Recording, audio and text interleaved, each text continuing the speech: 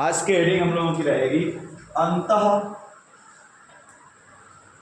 संक्रमण तत्व। हमने बोला था तुम लोगों को भैया डी ब्लॉक अच्छे से याद कर लो।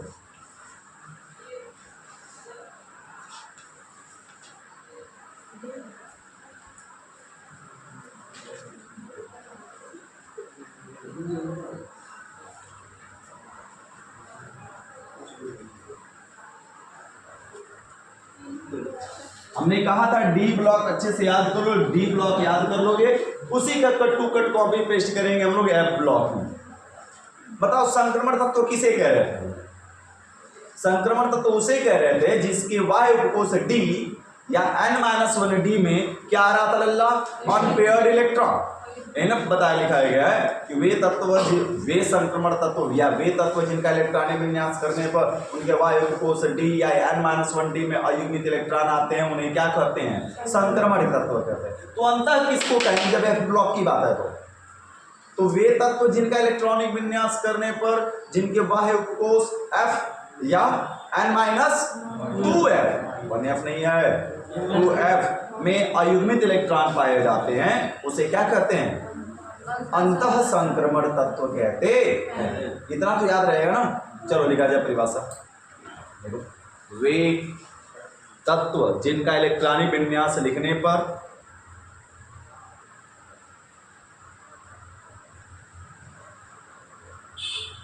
वे तत्व जिनका इलेक्ट्रॉनिक विन्यास लिखने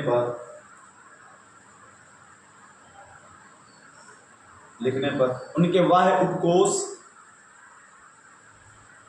वे तत्व जिनका इलेक्ट्रॉनिक विन्यास लिखने पर उनके बाह्य उपकोष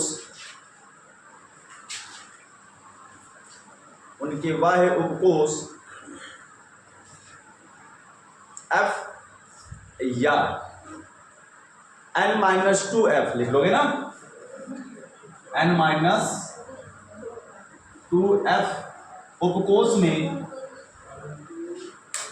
अयुग्मित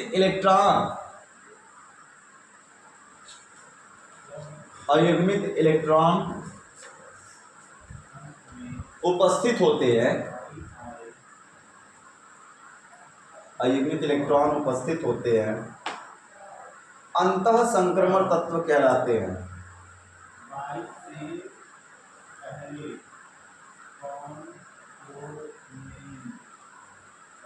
अंतः संक्रमण तत्व कहलाते हैं।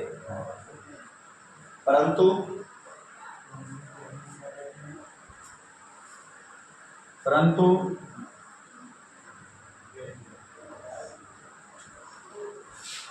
देखो भैया, चार तत्व हैं, Lu, No, Lr और एक है Nb।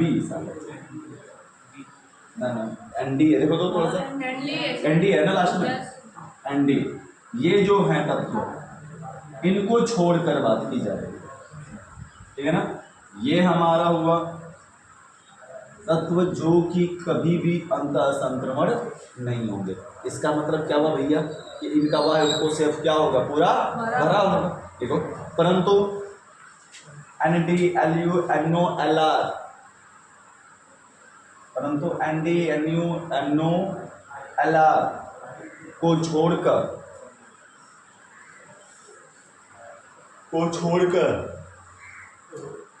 क्योंकि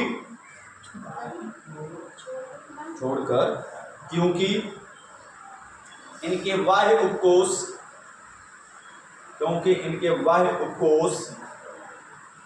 F में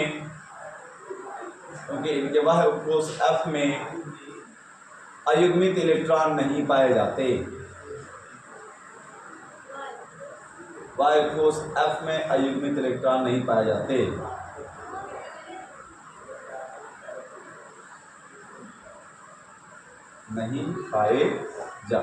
दो भैया, किसी के पास पीरियोडिक टेबल है और हमें उतना छोटा मत भैया,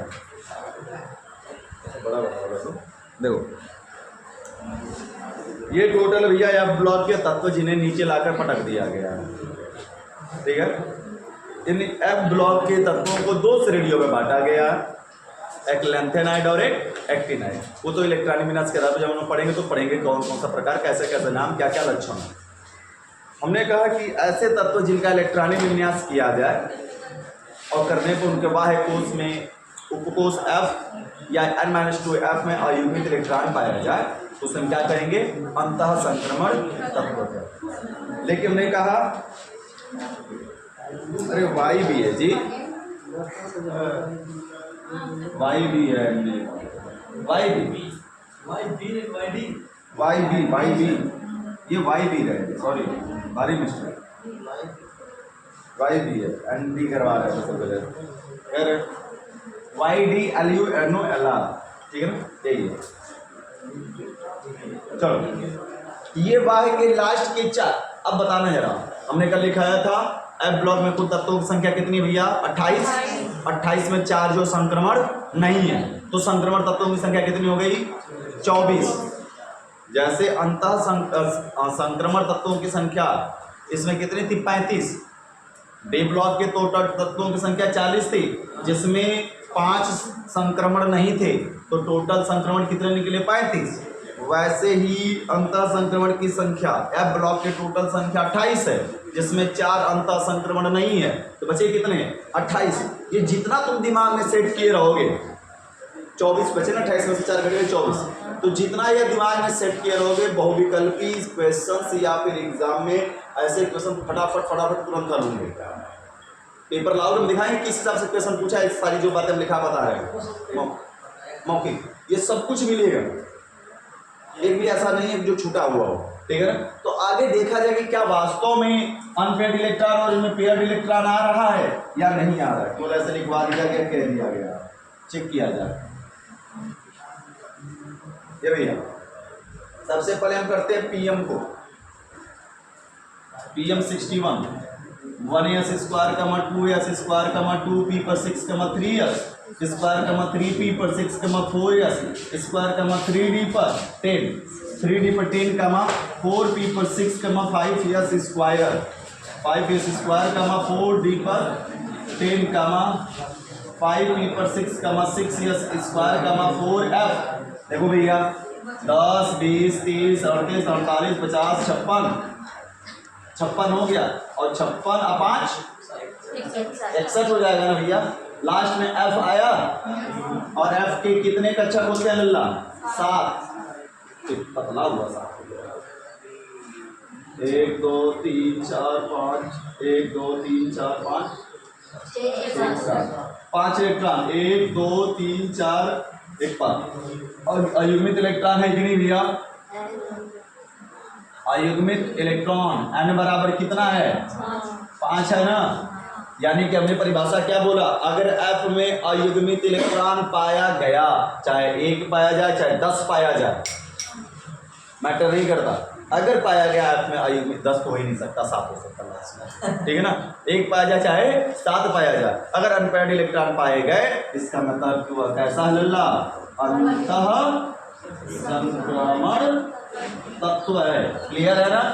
एक और करके देख लेते हैं इस वाले में, सीएम साहब को, पीएम तो हो गए, अब किसकी बारी है भैया, सीएम को। सीएम हो गया 96 1s square 2s square 2p 6 3s square 3p 6 4s square 3d 10 कमा 4p 6 कमा 6s 5s स्क्वायर कमा 4d 10 कमा 5p 6 कमा 6s स्क्वायर कमा 6s स्क्वायर कमा 4f पर 14 कमा 5d 10 कमा 6p 6 कमा 7s स्क्वायर कमा 5f। ये भैया 10 20 30 38 39 50 56 60 70 80 और 8 88 और 8 कितना हो जाएगा, 88 8 96 ना। तो सीएम साहब थोड़ा सा बेचारे एक्साइटेड काफी होते हैं, तो यहाँ पे हो जाता है 7 और यहाँ पे हो जाता है 6d पर 1। तो भैया हमारे लल्ला एफ के कितने, 1 2 3 4 1 2 3 4 5, बस एक तो पीछे खड़ा है, 1 2 3 4 5 6 7, ठीक है ना। क्या होगा भैया 1 2 3 4 5 6 7, ठीक है 5 F पर से पर जगह बना के लिख दिया। बताओ अनपेड इलेक्ट्रॉन है कि नहीं भैया? अयुग्मित इलेक्ट्रॉन n बराबर कितना 7। कहोगे कि सर जी वाई में तो डी आ गया, आप लिखा रहे हैं F ब्लॉक के, तो भैया आया था जनरल कौन सा F ही आया था, सामान्य कौन सा आया था F। लेकिन यह रेडियो एक्टिव होने के कारण अपने आप को स्टेबल बनाने के लिए यह अपना एक इलेक्ट्रॉन डोनेट कर देता है इस वाले में, और यह क्या सोचता है कि F पर अगर 7 होगा तो हम क्या बनेंगे स्टेबल बनेंगे। स्टेबिलिटी पाने के लिए केवल और केवल ये होता है इसका एक इलेक्ट्रॉन जंप करके इसमें गया, लेकिन आता वास्तव में किस पे है F पर 8 ही आता। तो अनपेड इलेक्ट्रॉनों की संख्या 7 नहीं है, बल्कि टोटल कितनी है 7, और एक इसमें पाया जाएगा ना, तो टोटल अनपेड इलेक्ट्रॉन कितने भैया 8। क्लियर हुआ? यहाँ पर F में अयुग्मित इलेक्ट्रॉन पाया जाए, हमसे D से कोई मतलब है क्या? F में अनपेड इलेक्ट्रॉन पाया जाएगा, कैसा होगा भैया अंतः संक्रमण तत्व। लेकिन अगर एक बात कर ले हम किस तत्व की YB 70 1s² 2s² 2p6, 3s², 3p6, 4s² 3d 10, 4p 6, 5s² 4d 10, 5p 6, 6s² 4f। देखो भैया 10 20 30 38 48 48 50 56 56 50 56 और 14 कितना हो जाएगा 56 14 70 ना। ये भैया F के कितने उपकोष 7 1 2 3 4 5 6 7 14 1 2 3 4 5 6 7 8 9 10 11 12 13 एंड 14। तो अयुग्मित electron n is equal to 0, तो 0 आ गया, मतलब कैसा भैया पूरा भरा हुआ गया। तो यह कैसा होगा संक्रमण होगा नहीं, यह कैसा होगा सामान्य तत्व जैसा व्यवहार करेगा। अब चाहे वह YB का हो चाहे वह किसका हो LU LR का, तो इसको तीनों को उतार लो, एक इसमें हम मिटाकर कर देंगे क्योंकि हमें दोबारा नहीं करना पड़ेगा ना। चलो उतारो। चलो भैया हम LR का 103 का करते हैं, इसी पर सेट कर दे रहे हैं, ठीक है चेक करो। ये भैया प्लीज बातें नहीं, LR कर रहे हैं 10 20 30 38 48 50 56 64 70 80 88 और जरा बताना 88 14 102, एक बच रहा है, किस पर जाएगा 6D पर 1। याद करो कल सामान्य इलेक्ट्रॉनिक विन्यास लिखवा रहे थे ना, D पर 1 से 0 G पर 1 से 0, तो इन सब में 0 0, इस पर कितना आ रहा है 1 आ रहा है, इसमें भी अगले वाले में भी 1 आ रहा था, तो वही D पर कभी भी 1 से 10 नहीं होता है। इसमें F ब्लॉक वाले तत्व का इलेक्ट्रॉनिक विन्यास करेंगे, D 0 होगा या फिर कितना आएगा 1 आएगा, किसमें आएगा तो 4 और 5F का अलग अलग श्रेणी हम कराएंगे इलेक्ट्रॉनिक विन्यास, सब में पता चल जाएगा। तो जरा बताओ भैया D पर 1 गया तो उससे हमसे क्या मतलब, हमें F से मतलब है ना, F में 14 है 7 8 9 10 11 12 13 14 पूरा भर गया, तो क्या संक्रमण तत्व कहलाएगा, ऐसा हो गया सामान्य तत्व कहलाएगा। लेकिन अनपेड इलेक्ट्रॉन तो है ना 1 2 3 4 5 एक भर देंगे, तो अयुग्मित इलेक्ट्रॉन कितना 1 है, लेकिन फिर भी यह संक्रमण नहीं, अंतः संक्रमण नहीं, क्योंकि F कोष पूरा का पूरा क्या हुआ है भरा हुआ।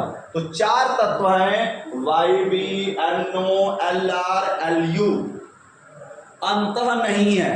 उस वाले में कौन कौन से CU ZN HG CN और CD 5 तत्व, उसमें संक्रमण नहीं है, ठीक है। चलो फटाफट एक और उतार लो, आगे बढ़ा जा। अंतः संक्रमण तत्व के प्रकार देखो भैया, अंतः संक्रमण तत्व के प्रकार बराबर नमूना प्रकार हो गया। देखो भैया देखो फटाफट, इलेक्ट्रॉनिक विन्यास के आधार पर इसे दो भागों में बांटा गया है।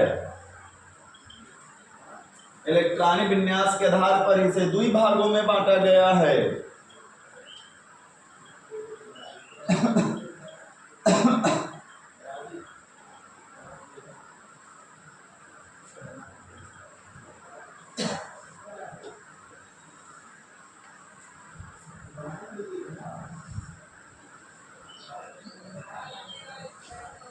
सही कर रहे हैं, अगर तुम लोग इलेक्ट्रॉनिक विन्यास सिखाया नहीं होते तो ये खत्म हो गया होता।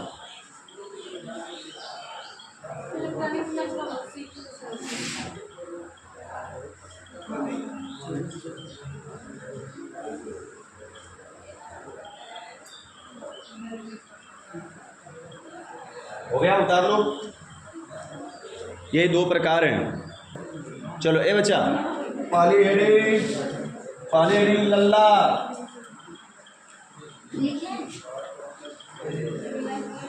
प्रथम अंतः संक्रमण तत्व या फोरियप श्रेणी के तत्व। याद करो, संक्रमण को कितने भाग में बांटा गया था? चार। कौन कौन से? 3D, 4D, 5D और 6D। तो बार बार एक वही बतिया होती थी कि लास्ट में 3D आ गया इलेक्ट्रॉनिक विन्यास में तो 3D श्रेणी, 5D आ गया तो 5D श्रेणी, 6D आ गया लास्ट में तो क्या हो जाता था? 6D। तो वैसे ही भैया क्या आ जाएगा लास्ट में? 4F। तो किस श्रेणी का कहलाएगा? 4F श्रेणी का। सिंपल सी परिभाषा है, वे अंतः संक्रमण तत्व, सुन लो पहले लिखना शुरू, वे अंतः संक्रमण तत्व जिनका इलेक्ट्रॉनिक विन्यास लिखने पर उनके बाह्य कोश का इलेक्ट्रॉन 4F उपकोष में क्या करता है? प्रवेश करता है या 4F उपकोष में जाता है, तो उसे हम क्या कहते हैं? प्रथम अंतः संक्रमण श्रेणी के तत्व या 4F श्रेणी के तत्व कहते हैं। ठीक है ना? पहले इतनी बात लिखते फिर आगे वाली बात बाद में बताते हैं। वे संक्रमण तत्व, वे अंतः संक्रमण, सॉरी अंतः लिखना अगर छूट जाए गलती से, वे अंतः संक्रमण तत्व जिनका इलेक्ट्रॉनिक विन्यास लिखने पर,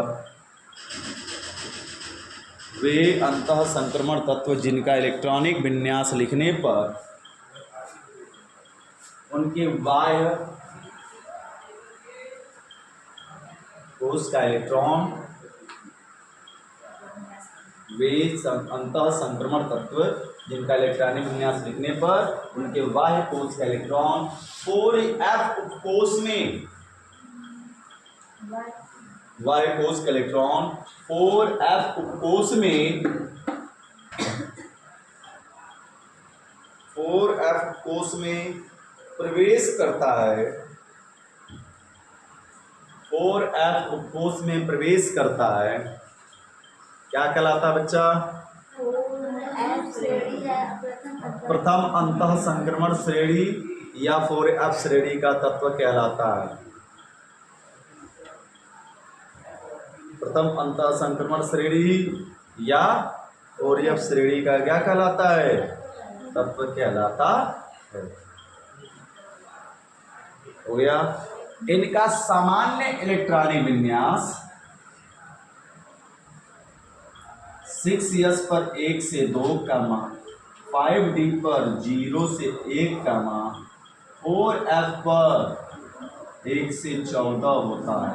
याद रखना है, यह सब बहुविकल्पी का सारा सवाल है, ऐसे भी पूछा जा सकता है। इसका सामान्य इलेक्ट्रॉनिक विन्यास 6s पर 1 से 2, 5D पर 0 से 1, 4F पर 1 से 14 होता है। 1 से 14 होता है। हो गया भैया? किसी को तकलीफ है? नहीं। इस श्रेणी में कुल तत्वों की संख्या 14 है। इस श्रेणी में कुल तत्वों की संख्या 14 है। 14 है, जिनका गुण जिनका गुण लैंथेनम से, जिनका गुण लैंथेनम एल्ले, लैंथेनम कोष्टक में एल्ले, लैंथेनम एल्ले से मिलता है, इसका गुण लैंथेनम एल्ले से मिलता है, इसलिए इन्हें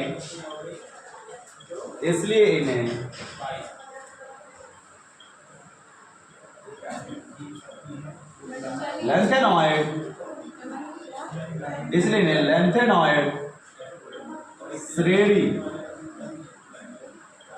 के तत्व भी कहते हैं, इसलिए इन्हें लैंथेनॉइड श्रेणी के तत्व भी कहते हैं, श्रेणी के तत्व भी कहते हैं। ये प्राकृतिक में बहुत ही कम पाए जाते हैं, ये प्राकृतिक में बहुत ही कम पाए जाते हैं, ये प्राकृतिक में बहुत ही कम पाए जाते हैं, इसलिए इन्हें, ये प्राकृतिक में बहुत ही कम पाए जाते हैं, इसलिए इन्हें दुर्लभ मृदा तत्व कहते हैं, इसलिए इन्हें दुर्लभ, दुर्बल नहीं दुर्लभ लिखा जाएगा, ठीक है ना, इसलिए इन्हें दुर्लभ मृदा तत्व कहते हैं, रेयर अर्थ मेटल, दुर्लभ मृदा तत्व भी कहते हैं। परंतु सेरेमियम एसएम को छोड़कर, परंतु सेरेमियम एसएम को छोड़कर,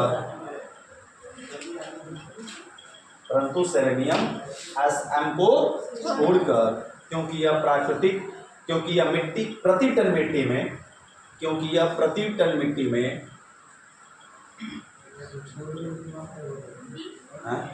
परंतु सेरेनियम एसएम को छोड़कर, क्योंकि यह प्रति टन मिट्टी में, देखकर भैया को बढ़िया किसी का मत खोल देना,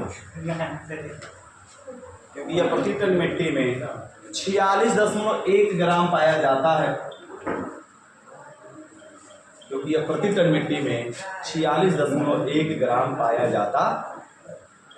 तो दिक्कत तकलीफ है किसी को नहीं ना? ये पूरी बातें याद रखनी चाहिए। कल हम इलेक्ट्रॉनिक विन्यास इसका करेंगे, सिंपल सी बात है। इलेक्ट्रॉनिक विन्यास करेंगे, लास्ट में क्या आएगा लल्ला 4F, तो 4F श्रेणी का तत्व कहलाएगा, ठीक है ना। आगे बात किया जाए तो इसका समान टर्मिनस ही है। इनमें कुल तत्वों की संख्या कितनी है? 14 है, लेकिन इनका गुण किससे मिलता है? डी ब्लॉक का तत्व लैंथेनम से मिलता है, इसलिए इन्हें लैंथेनॉइड श्रेणी के तत्व भी कहा जाता है। तो देखो एक ही श्रेणी के 3 नाम हो गए। इसको लैंथेनॉइड भी पूछ सकता है, इसको 4F भी कह सकता है, इसको प्रथम अंतः। बस बात है कि तीनों नाम तुम्हें याद होना चाहिए कि तीनों एक ही आदमी का नाम है। पता चला लैंथेनॉइड पूछ दिया, लैंथेनॉइड श्रेणी के तत्व किसे कहते हैं, और तुम गड़बड़ा कर लिखवा नहीं किए, यह लिख दोगे लैंथेनॉइड श्रेणी 4F श्रेणी के लिए, चाहे प्रथम के लिए बात एक ही बराबर है। क्लियर हुआ? अब कल हम लोग इलेक्ट्रॉनिक विन्यास कहा क्या कि ये प्राकृतिक में बहुत ही कम पाए जाते हैं, इसलिए इन्हें दुर्लभ मृदा तत्व कहते हैं। लेकिन एक तत्व है जिसको छोड़ दिया जाए, सेरेनियम एसएम को छोड़कर। यह प्रति टन, 1 टन मिट्टी में लगभग 100 किलो,